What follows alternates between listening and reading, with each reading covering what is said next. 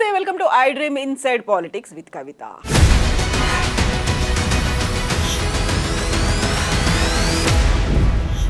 హైడ్రాని ఏర్పాటు చేసిన తర్వాత రోజులు గడిచిపోతున్నాయి. రూల్స్ అండ్ రెగ్యులేషన్స్ ఫ్రేమ్వర్క్ కూడా మారిపోతోందా? హైడ్రాని కాస్త డైల్యూట్ చేస్తున్నారా, లేకుంటే పక్కాగా పకడ్బందీగా అమలయ్యేలా ఏర్పాట్లు జరుగుతున్నాయా? హైడ్రాకి సంబంధించి ఇప్పటికీ ఇంకా ఎందుకు క్లారిటీ రాలేదు? కన్ఫ్యూజన్స్ ఎందుకు కొనసాగుతున్నాయి? మనతో పాటుగా ఉన్నారు పొలిటికల్ అనలిస్ట్ ప్రొఫెసర్ ఘంటా చక్రపాణి గారు. చక్రపాణి గారు, గతంలో మనం హైడ్రా గురించి మాట్లాడుకున్నాం, ఎందుకు అవసరం అనేది మాట్లాడుకున్నాం. హైడ్రా వస్తే వచ్చేటువంటి మార్పులు ఎలా ఉంటాయి, చిత్తశుద్ధి ఉంటే అనేది మాట్లాడుకున్నప్పుడు, రోజులు గడిచిపోతున్నప్పుడు హైడ్రాకి సంబంధించి రూల్స్ రెగ్యులేషన్స్ ఫ్రేమ్వర్క్ చేసుకున్నాము ఇవన్నీ చెప్తున్నప్పుడు క్లారిటీ ఏమైనా మిస్ అవుతుందా? కన్ఫ్యూజన్ ఇంకా ఉందా? ఏమనిపించింది ఇప్పటికీ? అంటే ఎప్పుడైనా సరే మనం ఒక పెద్ద హైప్ క్రియేట్ చేసి ఆ హైప్ ప్రకారం పోకపోతే ఖచ్చితంగా క్లారిటీ మిస్ అవుతుంది. అందుకే సివిల్ సర్వీసెస్లో ఉన్నటువంటి వాళ్ళు ఎవరు కూడా మేము డ్యూటీ బాండెడ్గా ఉంటాం తప్ప మేము జనాల్లోకి వచ్చి రాజకీయ నాయకుల్లాగా హామీలు ఇవ్వలేము అనేది ఒక ఎథికల్ ప్రిన్సిపల్ లాగా పెట్టుకుంటారు. చాలామందిని చూసాం, ఐఏఎస్ ఆఫీసర్ శంకరన్ గారి నుంచి మొదలుపెట్టి అట్లాగే ఐపీఎస్ ఆఫీసర్లను కూడా చాలామంది చూసాం. మనము మొన్నటి ఇంటర్వ్యూలో కూడా మాట్లాడుకున్నాం, ఈ హడావిడి ఎక్కువ చేస్తున్నారు వీళ్ళు. చివరికి ఎందుకు ఐఏఎస్ ఆఫీసర్లు కానీ ఐపీఎస్ ఆఫీసర్లు కానీ వాళ్ళే సర్వస్వం అన్నట్టుగా చెప్పరు. మేము కేవలం ప్రభుత్వ నిర్ణయాన్ని ఇంప్లిమెంట్ చేస్తామనే హంబల్నెస్తో ఎందుకుంటారని అంటే, ప్రభుత్వ అధిపతులు లేదా పొలిటీషియన్స్ ఎప్పుడు ఏ టైంలో ఎటువైపు మల్లుతారో తెలియదు. ఎందుకంటే ఇది ఒక చట్టం కాదు, చట్టరూపంలో వచ్చిన వ్యవస్థ కాదు. చట్టరూపంలో వ్యవస్థ వస్తే, లేదా రాజ్యాంగబద్ధమైన వ్యవస్థ అయితే దానికి కొన్ని నియమ నిబంధనలు ఉంటాయి. ఇట్లనే పోవాలి, ఇట్లనే చేయాలి, ఇట్లనే అంటే ప్రతి ఇంటికి 4 రోజుల నోటీస్ ఇవ్వాలి అని చట్టంలో ఉందనుకోండి, ఖచ్చితంగా 4 రోజుల నోటీస్ ఇస్తారు. నిన్న సున్నంకుంట దగ్గర పోయి పేదవాళ్ళను రోడ్డు మీదకి పడేస్తే వాళ్ళు ఆత్మహత్య చేసుకునేటువంటి పరిస్థితి రాదు. దుర్గం చెరువులో ఉన్నటువంటి వాళ్ళకేమో 4 రోజుల నోటీస్ ఇచ్చి సున్నంకుంటలో ఉన్న వాళ్ళకి నోటీస్ ఇవ్వకపోవడాన్ని ఎట్లా అర్థం చేసుకోవాల్సి ఉంటుంది? అంటే పెద్దవాళ్ళకు ఒక రూలు, పేదవాళ్ళకు ఒక రూలు. నిన్న ఎక్కడో ఆ కూకట్పల్లి ఆ ఏరియాలో నేరుగా హైడ్రా వెళ్ళి ఒక 4 అంతస్తుల 5 అంతస్తుల భవనాన్ని 5 నిమిషాలలో కూలగొట్టేసిన. వాళ్ళ బాధితులు మాట్లాడుకుంటూ మాకు ఎటువంటి నోటీస్ ఇవ్వలేదు, మాకు కనీసం చెప్పలేదు. అది కూడా చాలా ఆశ్చర్యకరంగా కోర్టుకు పోకుండా ఉండడానికి వీలుగా శనివారమో ఆదివారమో మాత్రమే హైడ్రా పని చేస్తుంది. వీకెండ్స్లో మాత్రమే వస్తుంది, వీకెండ్లో మాత్రమే వస్తున్నది. ఇది నిజంగా కూడా మంచిది కాదు. నేను మళ్ళీ అడుగుతున్నా, ఇదొక సెట్ అనుకోండి. అంటే మనము పదే బయట నేను కూడా ఒక కాన్స్టిట్యూషన్ పొజిషన్లో 6 సంవత్సరాలు పనిచేశాను. ఎన్నడూ నేను ఏ ఛానల్కి ఇంటర్వ్యూ ఇవ్వలేదు. ఎందుకంటే ఒక సెట్ ఆఫ్ లా ఉంటుంది, రూల్స్ ఉంటాయి, దాని ప్రకారం పనిచేస్తాం. దానికి మనం ప్రచారం కోసం ప్రతి ఛానల్కి పోయి ప్రతి ఛానల్లో అంతు చూస్తాం, తేల్చేస్తాం, కూల్చేస్తాం అని అక్కర్లేదు. మేము డ్యూటీ చేస్తాం. ఈ డ్యూటీ మున్సిపల్ అడ్మినిస్ట్రేషన్ యాక్ట్లో ఏవైతే ఈ విజిలెన్స్ అండ్ ఎన్ఫోర్స్మెంట్ ఉంటుందో అది చేస్తాం. ఇంతకుముందు ఈ 40 ఏళ్లలో ఏ విజిలెన్స్ ఎన్ఫోర్స్మెంట్ ఆఫీసర్ కూడా ఇట్లా టీవీలలోకి వచ్చేసి అడలెత్తిస్తాం, గడగడలాడిస్తామని చెప్పలేదు కదా. ఏ ఇద్దరు కూడా పోయి స్పాట్ చేసి మార్క్ చేసి సాయంత్రం బుల్డోజర్లను పంపి కూలగొట్టే ప్రయత్నం చేయలేదు కదా. ఇది మోసం వస్తుంది, ప్రభుత్వానికి చెడ్డ పేరు రావడానికి ఇది కారణం అవుతుందని నేను అనుకున్నాను. అంటే ఇది ఒక్కటే కాదండి, నాకు నిజంగా ఆశ్చర్యం వేస్తుంది. వీళ్ళు కొంతమంది ఆఫీసర్లు ఎందుకు ఆఫీసర్లు అయినారు? ఒక కేసు జరుగుతుంది, దాని మీద ఒక యూట్యూబ్ ఛానల్లో కూర్చొని మాట్లాడతారు. ఆ కేసుకు సంబంధించిన అది నీ వర్షన్ మాత్రమే, సత్యం ఉండదు ప్రపంచంలో. ఏది కోర్టు ముందుకు పోయినా ఇంకో చోటికి పోయినా ఇది పరమసత్యం అనేది ఉండదు కదా. చూసేదాన్ని బట్టి, చెప్పేదాన్ని బట్టి, నమ్మేదాన్ని బట్టి, వాదించేదాన్ని బట్టి ఉంటుంది. ఎందుకు ఇంత మిడిసిపడుతున్నారు మరి వీళ్ళందరూ? ఎవరికి ఉండే సత్యం వాళ్ళకు ఉంటుంది. వీళ్ళు కళ్ళ కూర్చొని ఫలానా ఆయన ఎందుకు ఆత్మహత్య చేసుకున్నాడు, ఫలానా ఆయన నక్సలైట్ ఇట్లా చంపేసినారు, ఫలానా ఆయన అట్లా చేసినారు, అసలు నేను ఇట్లా, ఇవన్నీ చట్టవిరుద్ధం. అట్లాగే హైడ్రా 3 రూపాలు మార్చుకుంది ఇప్పటికీ. ఒకటేమో అసలు తిరుగులేదు, ఎదురులేదు, నేనే సర్వస్వం వచ్చేసి ఎక్కడ ఎవడు కట్టినా చెరువులను ఆక్రమించిన ఈ 50 ఏళ్ళ మొత్తాన్ని కూలగొడతామని అన్నారు. దాన్ని అడ్డం పెట్టి అసలు ఈ ఆక్రమణ అనేది మనం లాస్ట్ టైం కూడా చెప్పుకున్నాం, ఒక 10 ఏళ్ళ నుంచే స్టార్ట్ అయింది. ఈ 10 ఏళ్లలోనే మొత్తం చెరువులు మాయమైనటువంటి ఒక ప్రచారం చేసినారు. మనం చాలా స్పష్టంగా చెప్పినాము, ఈ 10 ఏళ్లలో కాదు, చంద్రబాబు నాయుడు గారు దీనికి ఆద్యులు, లేదా అంతకుముందు బ్రహ్మానంద రెడ్డి గారు దీనికి ఆద్యులు, లేదా అంతకుముందు ఇంకొకరు ఆద్యులు. కానీ ర్యాంపెంట్గా మొత్తం చెరువులను మింగేసింది మాత్రం 85 తర్వాత 90s మధ్యలో 95 అని అనుకున్నాం. ఈ 10 ఏళ్లలో ఆక్రమించుకున్నది 10% కూడా లేదు, లేదా 4% కూడా లేదు. మనం ఏమనుకున్నాము, ఇలా నిజంగానే ఒరిజినల్ మ్యాప్లు పట్టుకొచ్చి 1951లో ఎట్లాగైతే ఉండేనో 56లో రాష్ట్రం కలవక ముందుకు ఆ పద్ధతిలో మళ్ళీ హైదరాబాద్ని తీర్చిదిద్దారని అనుకున్నాం. సడన్గా ఏం చెప్పినారు, లేదు మేము నివాసం ఉంటున్న వాళ్ళని ముట్టుకోమని చెప్పినారు. ఇక మరి ఇంకెందుకు హైడ్రా ఎందుకు? నివాసం ఉన్న వాళ్ళని ముట్టుకోకుండా కేవలం కన్స్ట్రక్షన్ నడుస్తున్న వాటిని కూలగొడతామంటే నువ్వెందుకు? ఆల్రెడీ మున్సిపల్ అడ్మినిస్ట్రేషన్ డిపార్ట్మెంట్ ఉంది, సీఎం గారే municipal minister, urban development minister. ఆయన ఒక్క సర్క్యులర్ ఇచ్చేసి మీరు మ్యాప్ ప్రకారం వెళ్ళండి, పాత అన్ని రివ్యూ చేయండి, కన్స్ట్రక్షన్లో ఉన్నాయి అన్నీ అని అంటే అయిపోయింది. దానికి ఒక వ్యవస్థ సెటప్, దానికి ఒక హైపు, దానికి ఒక ఇదంతా ఎందుకండి? ఎందుకు చేస్తున్నారు ఇది అర్థం కానిటువంటి సమస్య. ఒక విమర్శ ఏమొచ్చింది, దుర్గం చెరువులో ఉన్న వాళ్ళకి నోటీసులు ఎందుకు ఇచ్చారు, గండిపేట దగ్గర కట్టిన వాళ్ళకు నోటీసులు ఇవ్వకుండా ఎందుకు కూలగొట్టారు? ఈ క్లారిటీ లేదు. పోనీ దుర్గం చెరువులో ఉన్న వాళ్ళకి నోటీసులు ఇచ్చి నిన్న సున్నం చెరువు అది అదే ఏరియాలో, అది పక్కదే, దాంట్లో 3 సంబంధించి నిన్న సూసైడ్ చేసుకున్నారు, అటెంప్ట్ చేసినారు పెట్రోల్ పోసుకొని. వాళ్ళు ఎవరు అని ఆరాధిస్తే 2 డ్రైవర్లు, ఒక ఇళ్లలో పనిచేసి బతుకుతున్నారు. అసలు వాళ్ళనేమో కూలగొట్టి వీళ్ళని ఎందుకు మీరు ఆపుతున్నారు? ఏం జరుగుతుంది? ఇది హైడ్రా తేల్చుకోవాల్సిన అవసరం ఉంది. హైడ్రా నంబర్ 1, తక్షణమే ఒక వైట్ పేపర్ ప్రజెంట్ చేయండి. ఎన్ని కూలగొట్టినారు, దీనిలో ఎన్ని భూ ఆక్రమణ దారులవి, అంటే అమ్మకుండా ఒకే మనిషి 5 ఫ్లోర్లు వేసుకున్నాయి, ఎన్ని ఫ్లాట్స్, దానిలో కొన్న వాళ్ళు ఎవరు, దానికి పర్మిషన్లు ఇచ్చినారా లేదా, దానికి లోన్లు ఇచ్చినారా లేదా, ఇది ఒక డీటెయిల్డ్గా మీరు ఈ 1 మంత్ అవుతుంది ఇప్పుడు హైడ్రా వచ్చి దగ్గర ఈ 1 మంత్లో మీ కార్యకలాపాలను మీ వెబ్సైట్లో, ఇది ఒక పౌరుడిగా ఎవడైనా అడగాల్సినటువంటి బాధ్యత ఉంటుంది. మీ పర్ఫార్మెన్స్ రిపోర్ట్, ప్రోగ్రెస్ కూడా మీ పర్ఫార్మెన్స్ రిపోర్ట్ ఇవ్వండి, అది పబ్లిక్ డొమైన్లో పెట్టండి ఎవరిని కూలగొడుతున్నారు. రెండవది, మీ పాలసీ ఏమిటో చెప్పండి, ఎట్లా కూలగొడతారు? మీరు నోటీసులు ఇస్తారా, నెల రోజులు నోటీసులు ఇస్తారా, లేదు 15 రోజులు ఇస్తారా, 3 నెలలు ఇస్తారా? మీ ఇష్ట ప్రకారం ఉండదు. మీ మున్సిపల్ అడ్మినిస్ట్రేషన్ యాక్ట్ ఏం చెప్తుంది? విజిలెన్స్ రూల్స్ ఉన్నాయి కదా, దానిలో ఎన్ని రోజుల ముందు నోటీస్ ఇవ్వమన్నది, ఎవరికి నోటీస్ ఇవ్వమన్నది, దాన్ని అదేమిటో మీరు పబ్లిక్ డొమైన్లో పెట్టండి. మీరు చెప్పండి హైడ్రా తరఫున, ఇగో మేము ప్రతి ఇంటికి మేము ఈ నోటీస్ ఇస్తాం, నోటీస్ ఇచ్చిన తర్వాత 30 రోజులకి మేము వచ్చి కూలగొడతాం. అంటే ఇది జూబ్లీహిల్స్లో ఒక రూలు, లేదు ఇంకొక చోట ఒక రూలు ఉండడానికి వీల్లేదు, దుర్గం చెరువుకు ఒక రూలు, సున్నంకుంటకు ఒక రూలు ఉండడానికి వీల్లేదు, అక్కినేని నాగార్జునకు ఒక రూలు, మురళీ మనోహర్కి ఒక రూలు ఉండడానికి వీల్లేదు. ఇది ఎందుకు ఒక్కొక్క రూల్ పెడుతున్నారు?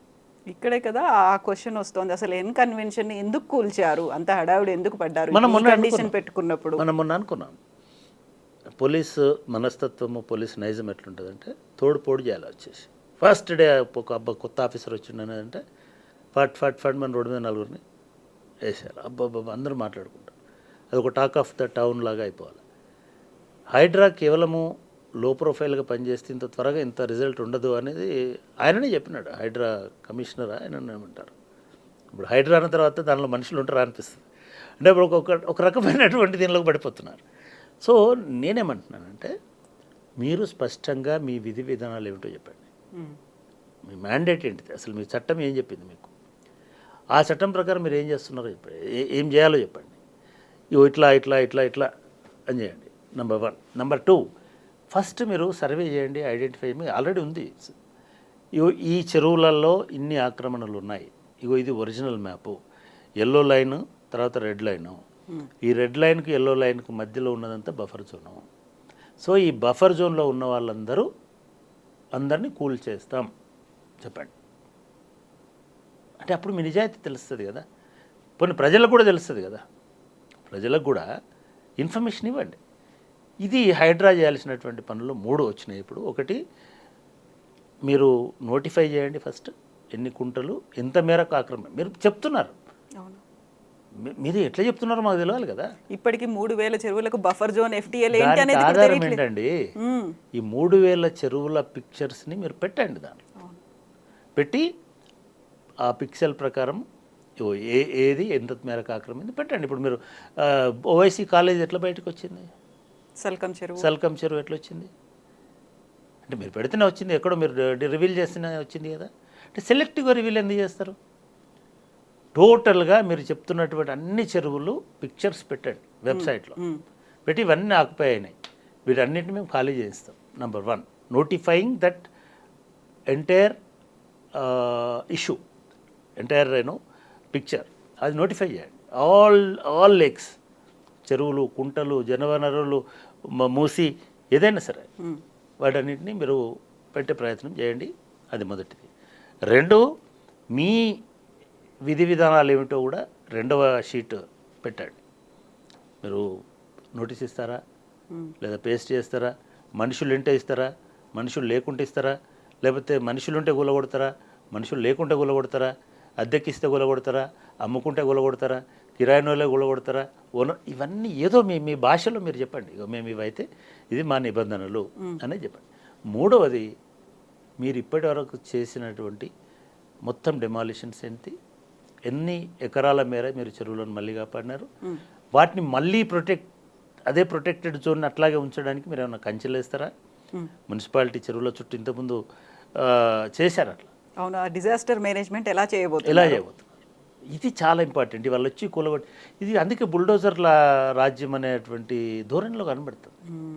బుల్డోజర్కి మెదడు ఉండదు, బుల్డోజర్కి హృదయం ఉండదు, బుల్డోజర్కు మంచి ఏదో తెలియదు, బుల్డోజర్కు చెడేదో తెలియదు, వదిలేస్తే పోయి గుట్టుకో. అందుకే రీసెంట్గా సుప్రీంకోర్టు కూడా ఒక కామెంట్ చేసింది యూపీ బుల్డోజర్ ఇది.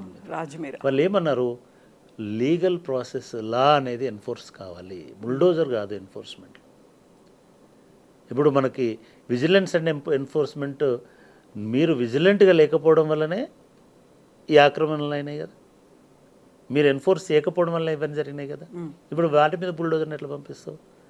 పంపితే ఇంతకుముందు పనిచేసినటువంటి ఆఫీసర్ల మీద పంపాలి కదా. నోటీసులు ఇచ్చారు కదా, నోటీసులు అన్ని చోట్ల ఇవ్వాలి, నోటీస్ ఇవ్వాల్సిన అవసరం లేదని కూడా అన్నారు. కేవలం తిరుపతి రెడ్డి గారికి ముగ్గురు అధికారులే కాదు ఈ ముప్పు తీసుకొచ్చింది. 30 ఏళ్ళ నుంచి 40 ఏళ్ళ నుంచి 50 ఏళ్ళ నుంచి పనిచేస్తున్న కనీసం 3000 మంది అధికారులకు నోటీసులు ఇవ్వాలి. ఆ ముగ్గురు ఎవరో నాకు తెలియదు, కానీ ఆ ముగ్గురే 3000 చెరువులు మింగేసినారా? ఇది నాన్ సెన్స్ అండి, అట్లుండదు. ఆ ముగ్గురు అధికారులు అట్లా అనుకుంటే మీరు టౌన్ ప్లానింగ్ మొత్తాన్ని స్క్వాష్ చేయాలి, టోటల్ టౌన్ ప్లానింగ్. ఎట్లా ఇప్పుడు అన్ని చోట్ల డీవియేషన్స్ ఉన్నాయి. డీవియేషన్స్కి మీరు ఫీజులు కట్టించుకొని రెగ్యులరైజ్ చేసిన బాపతి కదా, క్రైమ్ని రెగ్యులరైజ్ చేసిన గవర్నమెంట్స్ కదా. ఎవరు తీసుకొచ్చారండి బిల్డింగ్ రెగ్యులరైజేషన్ స్కీమ్ అనేది? ఆ ఊరికనే అయిందా? ప్రతి ఒక్కరు డబ్బులు కట్టాడు, నువ్వు నీ ఆక్యుపై చేసిన దానికి, డీవియేషన్కి ప్రతి ఒక్కడు. Once you regularized it, you have no right to interfere again, that's my property అని అంటాడు కదా వాడు.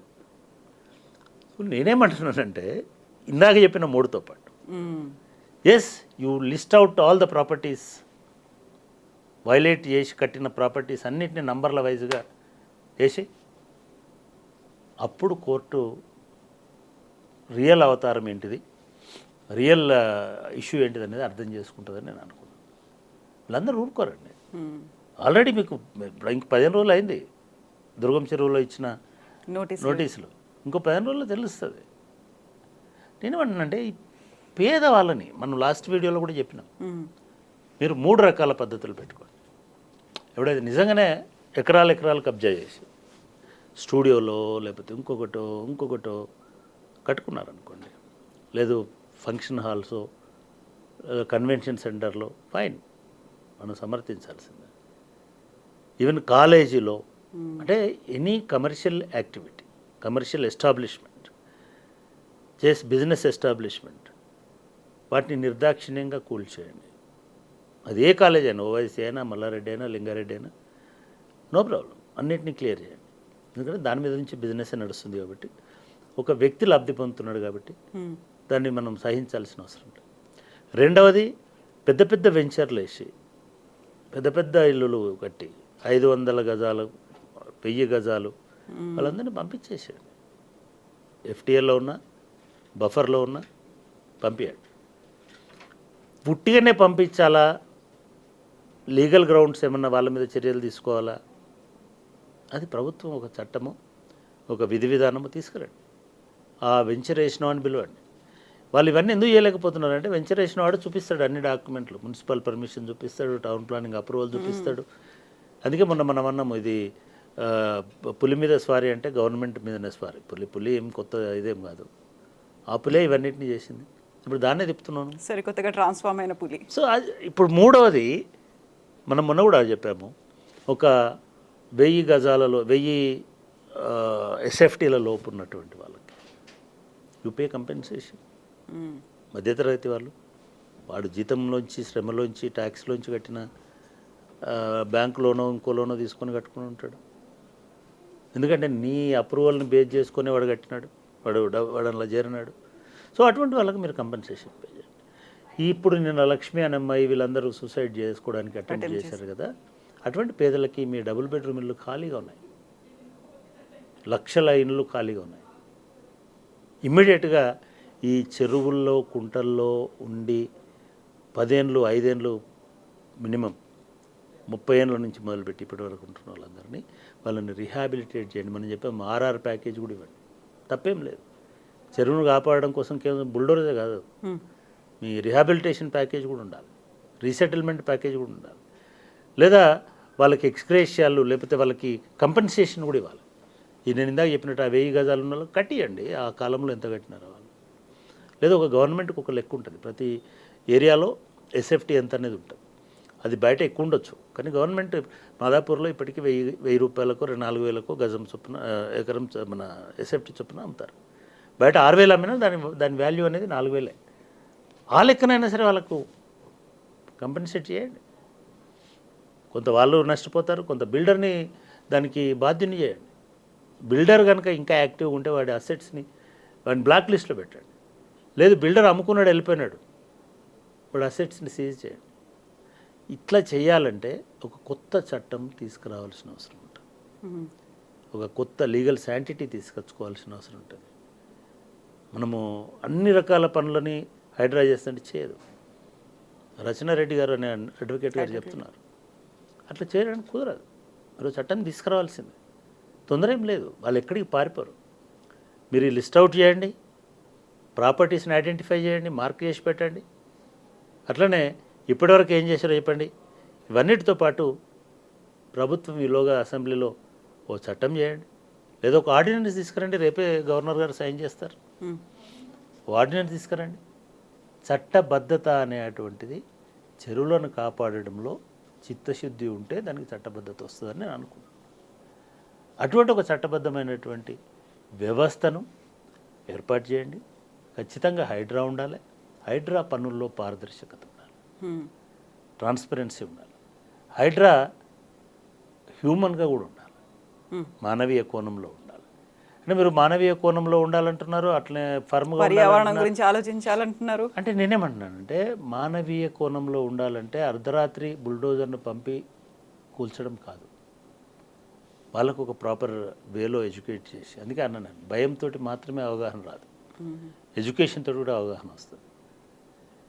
భయంతో అవగాహన వస్తుంది అంటే కొట్టే సార్లే కరెక్ట్ చదువు చెప్తారన్నట్టు ఉంటుంది. స్కూళ్ళలో కొట్టడాన్ని ఇప్పుడు బ్యాన్ చేసినాం, శిక్షించడాన్ని బ్యాన్ చేసినాం. ఎడ్యుకేషన్ అప్రోచ్ మారింది, హైడ్రా కూడా అప్రోచ్ మారాలి, హైడ్రా ఉండాలి. నేను చెప్పిన ఈ 4 చేయమనండి, ఈ 4 చేయాల్సిందే, హైడ్రా కొనసాగించాల్సిందే. నేను ఇప్పుడు చెప్తున్నా అంటే మన అంచనాకు చెప్తున్నా, ఎందుకంటే దుర్గం చెరువు స్టోరీలో మనం మొదటి నుంచి గమనిస్తున్నాం కాబట్టి. దుర్గం చెరువులో రిహాబిలిటేట్ చేయాల్సిన వాళ్ళు 10 మంది కూడా లేరు దుర్గం చెరువులో ఆకుపై. ఎందుకంటే దుర్గం చెరువు ఆనుకొని 8 సొసైటీలు ఉన్నాయి, హౌసింగ్ సొసైటీలు. దీంట్లో 1000 గజాలు నుంచి 300 గజాల దాకా మినిమం పెట్టుకున్నారు. 50 గజాల్లో 100 గజాల్లో ఉన్న ప్లాటింగ్ లేదు.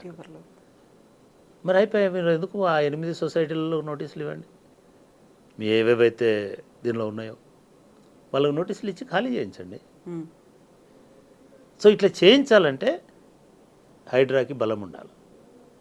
దానికి సంబంధించి ఒక చట్టం తీసుకొచ్చుకుంటే డెఫినెట్గా ఈ చెరువులు క్లీన్ చేసేటువంటి దానిలో చిత్తశుద్ధి ఉంది అనేటువంటిది నిరూపించుకోవడానికి ఆస్కారం ఉంటుంది. నేను మళ్ళీ చెప్తున్నా రంగనాథ్ గారికి, ఆయన ఎవరో నాకు పెద్దగా నేను ఎప్పుడు కలవలేదు, పరిచయం లేదు, కానీ మంచిగా విన్నాం ఆయన గురించి. మీరేదో చేస్తామని ఊరికనే చెప్పి రేపు చేయకపోతే మీ క్రెడిబిలిటీకి ప్రమాదం. కాబట్టి మీరు గవర్నమెంట్ని అడగండి ఏం చేయాలో, ఆ మేరకే చేయండి. సో ఇప్పటికీ రంగనాథ్ గారికి ఏం చేయాలనేది చెప్పలేదంటారా, క్లారిటీ లేకుండానే? అంటే నేనేమన్నానంటే క్లారిటీ ఉండి చెప్పారా లేక చెప్పారా, 3 ప్రశ్నలు మనం అడగట్లేదు, జనం అడుగుతున్నారు. ఒకటి, ఒక ఏరియాలో నోటీస్ ఇచ్చి కూల్చకుండా ఎందుకు ఆపారు? 2, నోటీసులు ఇవ్వకుండా హడావిడిగా వచ్చి ఎందుకు కూల్చారు? 3, కోర్టులో ఉన్న ప్రాపర్టీస్ని ఎందుకు కూలగొట్టకుండా ఎందుకు కూల్చేస్తున్నారు? ఆల్రెడీ నిర్మాణం అయిపోయింది వదింది. 3, 20 ఏళ్ళ నుంచి 20 ఏళ్ళ నుంచి 30 ఏళ్ళ నుంచి నివాసం ఉంటున్న వాటిని ఎట్లా కూలుస్తున్నారు? ఈ 4 ప్రశ్నలకు తోడు మీరు నిన్న అది యూట్యూబ్ ఛానల్లో లేకపోతే జేట్యూబ్ ఛానల్లో తెలియదు, కానీ ఒకటి వార్త ఏం ఫ్లోట్ అయింది, మనుషులు ఉన్న వాటిని కూల్చము, పశువులు ఉన్న వాటిని కూలుస్తామా? ఇల్లు అంటేనే, కబ్జా అంటేనే మనుషులు చేస్తారు, ఎందుకు కూల్చవు మనుషులు ఉన్న వాటిని? దీనికి ఆన్సర్ కావాలి. మనుషులు ఉన్న వాటిని ఎందుకు కూల్చరు? మీరు మొన్న నోటీసులు ఇచ్చింది మనుషులు ఉన్న వాటికా, మనుషులు లేని వాటికా? స్వయాన ముఖ్యమంత్రి గారి సోదరుడికి నోటీసులు ఇచ్చినామని కదా మీరు చెప్పినారు. ఆయన కూడా చెప్పాడు కదా, నాకు నోటీస్ ఇచ్చారు, నేను 1 రోజుల్లో ఖాళీ చేస్తున్నాను అని. నువ్వు కూల్చినప్పుడు ఎందుకు ఖాళీ చేయాలా? అంటే దాన్ని సేవ్ చేయడానికైనా నువ్వు మనుషులు ఉన్న వాటిని కూల్చమని చెప్పింది? మనుషులున్న ఆక్రమణలను కూల్చకూడదని మీ మున్సిపల్ యాక్ట్లో ఉందా? మీ విజిలెన్స్ అండ్ డిజాస్టర్ మేనేజ్మెంట్ గైడ్లైన్స్లో ఉందా? ఇది ఏమిటి? ఎందుకు వస్తుంది ఇట్లాంటి రెండో వెర్షన్? ఇన్ని క్వశ్చన్స్ కూడా ఎందుకు వస్తున్నాయి? ఆబ్వియస్ వస్తాయి. మీరు రోజుకొక, నేనే ఒక ఇష్యూ మీద రోజుకొకటి మాట్లాడినా అనుకో, కింద వాడు కామెంట్ చేస్తాడు, నువ్వేంద్ర రోజుకొకటి మాట్లాడుతున్నావు. అట్లాంటిది ఒక ఆఫీసర్ కదా ఆయన, ఒక వ్యవస్థ, ఇండివిజువల్ కాదు, ఒక సిస్టమ్. నేనేమన్నా అంటే సిస్టమ్కి ఒక ఫంక్షన్స్ ఉండాలి, సిస్టమ్కి కొన్ని గైడ్లైన్స్ ఉండాలి, సిస్టమ్కి ఒక మ్యాండేట్ ఉండాలి, సిస్టమ్కి ఒక ప్రోగ్రామ్ ఉండాలి, సిస్టమ్కి ఒక జడ్జిమెంట్ ఉండాలి. ఇవి లేకపోతే సిస్టమ్ కాదు, అనార్కీ అవుతుంది. ఇది లేకపోతే బుల్డోజరే అవుతుంది. కాబట్టి అది కావడానికి కోరుకున్నాం హైడ్రాని. ఎస్ చక్రపాణి గారు, థ్యాంక్ యూ సో మచ్. మళ్ళీ మనం మాట్లాడుకుందాం, ఎందుకంటే బోల్డ్ అన్ని డెవలప్మెంట్స్ హైడ్రాలో ఉన్నాయి అండ్ ఎలా రూపాంతరం మళ్ళీ చెందబోతోందో తెలుసుకోవడానికి. అది చేయాలి. Exactly. Let us see. Thank you so much అండి.